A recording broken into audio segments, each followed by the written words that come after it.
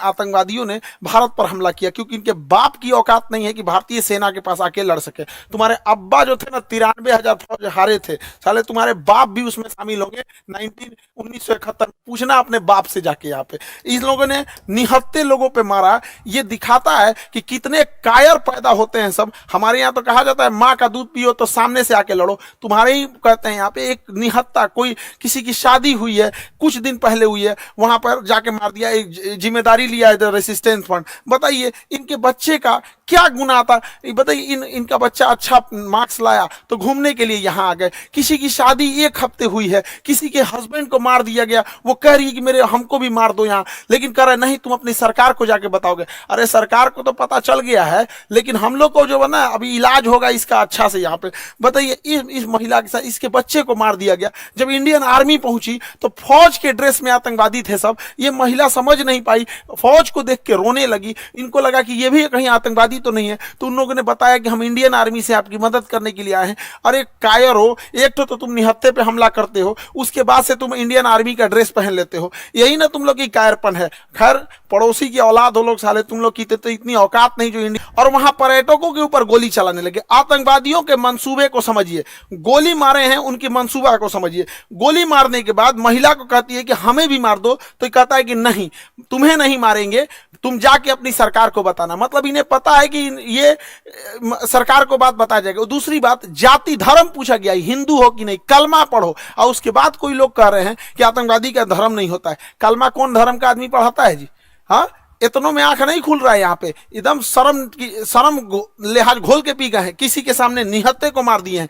इससे कश्मीर में जो सबसे बड़ी समस्या आएगी, हम लोगों को जब धारा 370 हटा था तो 5 साल लग गए ये चीजों को नॉर्मल पटरी पे लाते हुए। उसको 5 मिनट में सब रौंद के चला गया। अब कौन पर्यटक वहां जाएगा? पर्यटक जिनके पास ज्यादा पैसे होते हैं वही लोग। गरीब आदमी का मतलब पर्यटन मतलब कौन सी होता है? ननिहाल चल जाता है पर्यटन, मतलब हो गया नानी के घर घूम लिया, हो गया पर्यटन हो गया है। लेकिन ये लोग जो जा रहे थे भारत के अन्य हिस्सों से, अभी उन पे क्या बीतेगी? पूरा मनोबल तोड़ के रख दिया। ये सब अपने मंसूबे में कामयाब हो रहे हैं। इससे क्या होगा बताइए? पहलगांव में ना कोई फैक्ट्री है, ना कोई इंडस्ट्री है, कुछ है ही नहीं है। पर्यटन से ही इनकम होता है। तो इन लोग की इनकम डूबेगी। जब इनकम डूबेगी गरीबी आएगी, गरीबी आएगी अनएम्प्लॉयमेंट बढ़ेगा। और यही पाकिस्तान चाहता है कि कश्मीर में भयानक गरीबी आए, क्योंकि जब गरीबी आ जाती है इंसान के पास, एकदम गरीबी आ जाएगी, तो फिर इंसान देखता है कि हमारा पेट कैसे भरेगा। अब यही पाकिस्तानी उन्हें हथियार थमाते हैं सब। तो एक और वो दिखाते हैं सर, देखो कश्मीरी तुम्हारे साथ है। आज कश्मीर वाले देखो तुम्हारे साथ कौन खड़ा है। अपने आप से पूछ के देखो ना कश्मीर वालों कि अगर पाकिस्तान हमारे कश्मीर के पीछे नहीं पड़ा रहता तो आज जिस तरह गोवा डेवलप है, आज इस तरह सिंगापुर डेवलप है, ठीक उसी तरह से जम्मू कश्मीर भी डेवलप रहता है। तो जम्मू कश्मीर के लोग तुम्हारे लिए सबसे ज्यादा खतरनाक है